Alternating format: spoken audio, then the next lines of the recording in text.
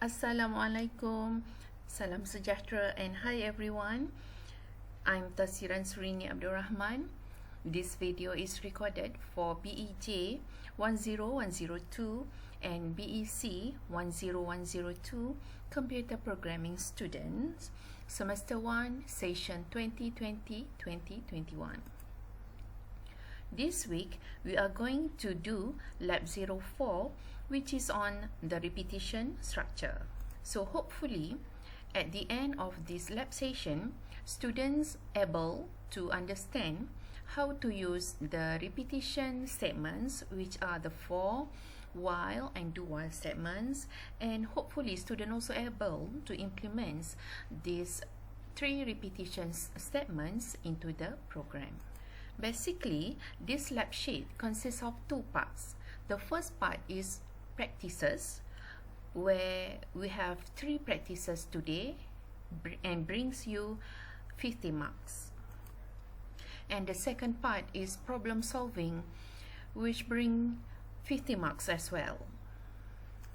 So without further delay, we go to the practice 01. Practice 01 is related to the for statement. If you look at the program in the figure 1, actually this program is to compare the 2 values or the values of 2 numbers. In this program, it is used 3 variables over here. So the first variable is num1, the second variable is num2, and the third variable is g. So these 3 variables are declared as integer data types. So the variable num1 is used to hold or to store the data that key in by the user, whereas variable number 2 is already assigned by the value of 5 over here in this program. Okay, and the last variable is g. So g is used to control how many times the instruction inside the for body over here to be executed or to be repeated. Alright, before we compile and run this program, I think it is better if we can look at the flowchart. Okay, this is an example of flowchart for practice 1 that I have drawn before I develop the program in figure 1. So first and foremost, I assign num2 with the value of 5. So num2 is equal to 5. This is the symbol for statement, and this is the condition. In this example or in this program, I put the initial value for g is equal to 42, and the condition is g is smaller than 48.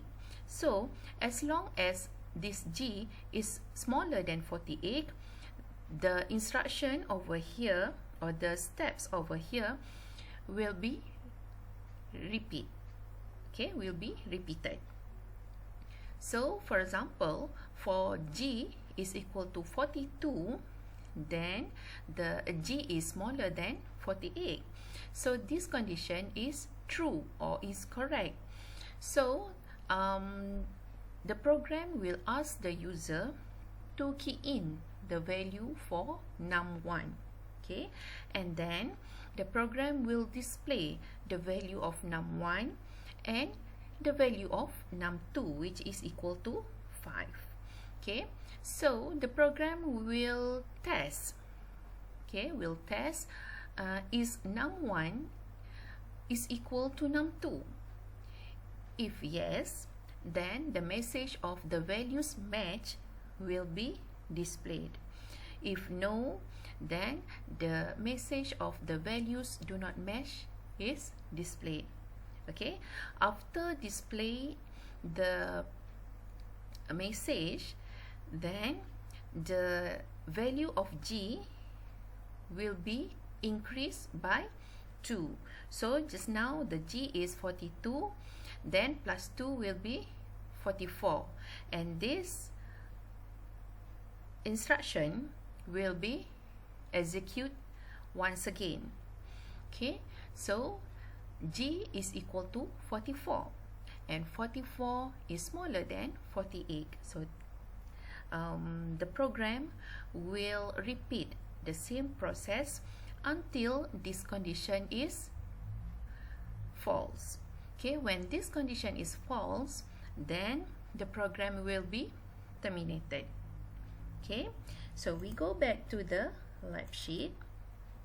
Okay, so at step number 2, the lab sheet asks you to compile and run the program using random numbers as the inputs.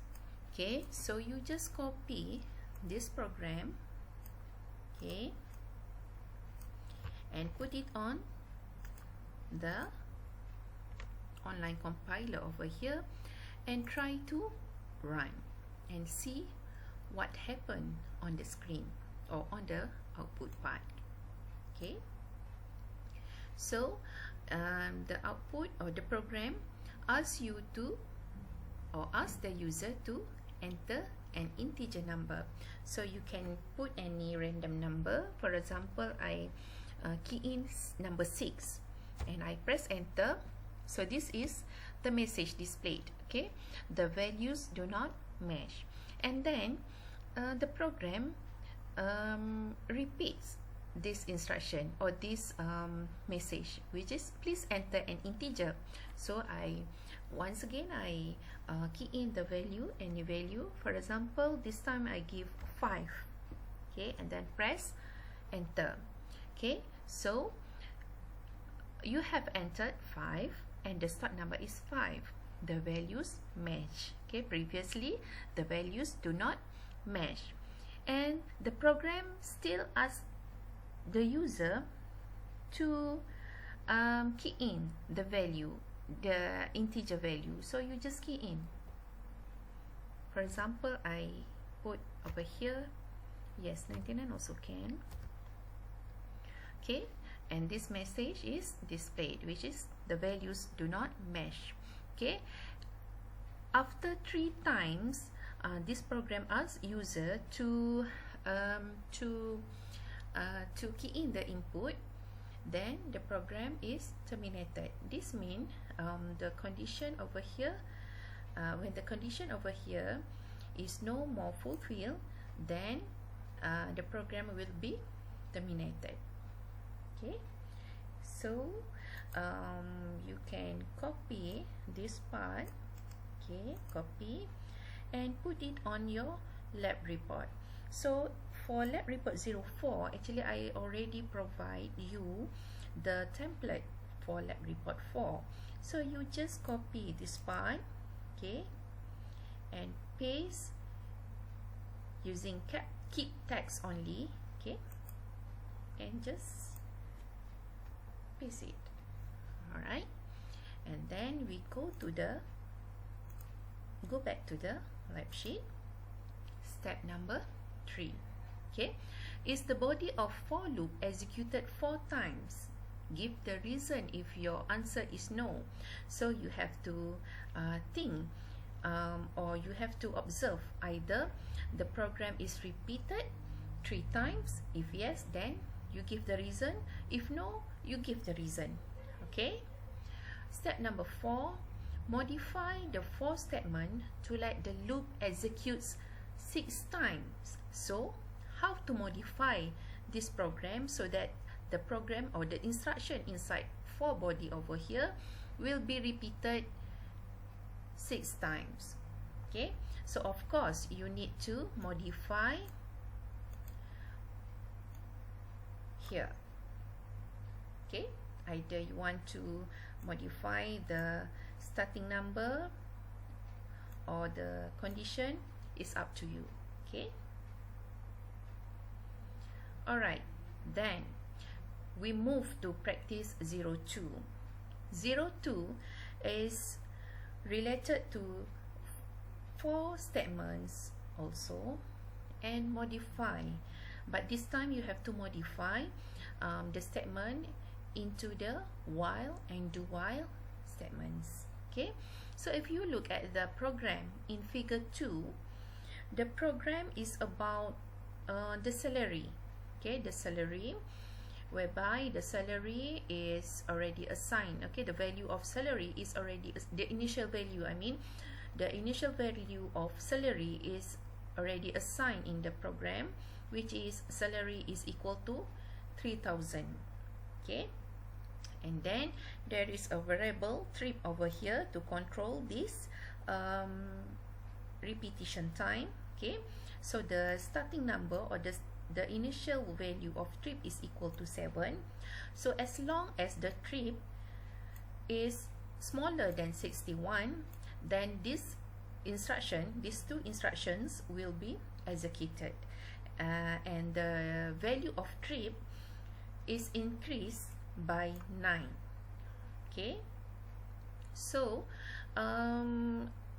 as I mentioned earlier, these two instructions will be executed or will be repeated as long as this rules or this condition is correct.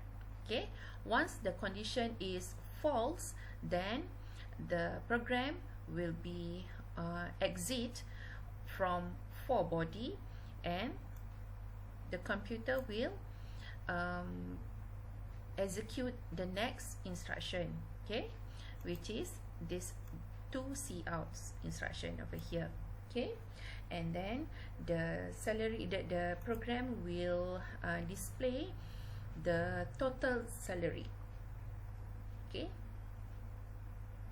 so maybe you can look at the first step over here.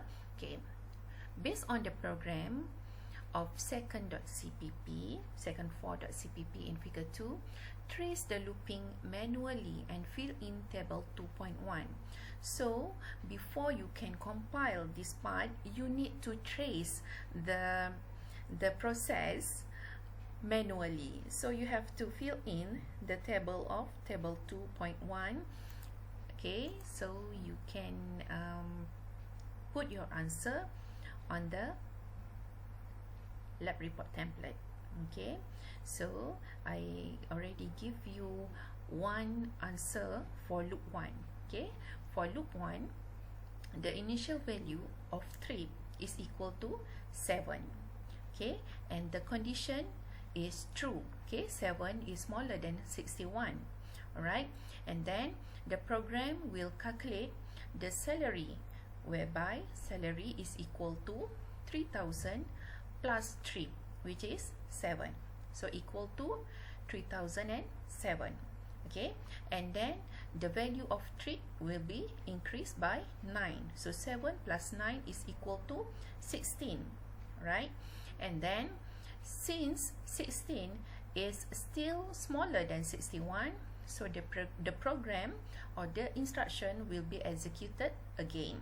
Okay, so you have to fill in this table 2.1 until the program is finished. So now we go back to the lab sheet. Okay, lab sheet number 2. Copy the program, then compile and run the program. Write the output of the program printed on the console screen. So you just copy this program and put it on the compiler, and then try to run and put the output into in your lab report template over here. Okay, very easy. And then you move to step number 3. Modify the for statement to the while statement. Make sure that the new version program produce the same output with the previous program. Provide fragment of the modified code only. So you no need to repeat or to write down all the instruction over here. You just modify this part and then put it on the put it in the lab report template. Okay, over here.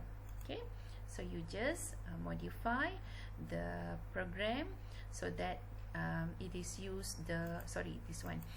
So it is used the while statement. Okay, and then for step number 4 you repeat the same things, but this time you use the do while statement. Okay, so you already learned in the lecture how to convert or how to transform the for statement into the while statement and the for statement into the do while statement. Okay, so hopefully you can do these steps successfully. So as a reference, maybe you can refer to the slide, chapter 3 slide, okay, page number 60, whereby I already teach you on how to convert from for statement into the while statement, and from for statement to the do while statement. We go back to the lab sheet. Step number 5. State the difference between the execution of while statement and do while statement. This question I already answered in the lecture, so hopefully you can answer this question successfully. Okay, so we move to the practice 03. So practice 03 is related to the while statements, and we need to modify the while statement into the for and the do while statements. Okay, so this time you need to fill in the blank based on this pseudocode.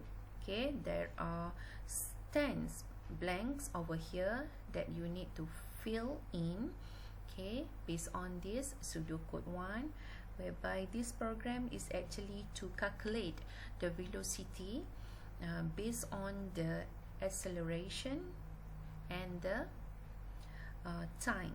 Okay, so after you fill in the blank over here, you can copy the program and then try to run the program and observe the input, and then put the observe the output and put the output result into your lab report. Okay, and then you can ask or you can answer this question. Okay, based on the output, does the program produce the correct result? Okay, if yes, then you give your reason. If no, you give your reason also. Okay, and then step number 4 of practice 3, you need to convert the while statement into the for statement. Okay, and then step number 5, you need to convert to do while statement. Okay, again, you no need to rewrite everything. You just need to rewrite the repetition part only. Okay, so that's all for practice 03, and we move to the problem solving. Okay, for problem solving part, is actually it is quite similar with the problem solving which you already done in lab 03, but in lab 03 there is there was selection elements only, but this time in lab 4 I put the repetition element, okay, whereby I use the do while loop. Okay, I want you to use the do while loop in your program. Okay, so the statement is, or the problem statement is also quite similar with lab 03. Okay, so you can read the problem statement, okay, the problem, and try to plan your program. Okay, try to give what is the requirement specification. Okay, try to answer, okay, what is the requirement specification and what is the data analysis, where in this data analysis you need to provide what is the data input, what is the data output, what is the formula involved, and what is the constraint, if any. Okay, and then you draft your program by developing your pseudocode or flowchart. Okay, you can use a pseudocode or flowchart. Okay, and then you can develop your program and try to run and try to verify the program. Okay, so maybe I can read briefly about the problem statement. Okay, so in this program, what you need to do is you need to at first your program is ask the user to key in the BMI calculator, either 1 or 2. Okay, if the user key in the number other than 1 and 2, then the program is still still asking the user to put the correct value, which is 1 or 2. Okay, and then if the user key in number 1, then this calculation will be done. Okay, the metric formula will be calculated. Okay, or if the user key in number 2, then the English imperial formula will be calculated, and then the program will display the value of BMI of the user. Okay, and then the message, these three message, either one, okay, either one will be displayed, okay, based on the value of BMI, users BMI. Okay, so that's all the Lab 04, which is on repetition structure. So happy doing your Lab 4. Okay, so thank you very much.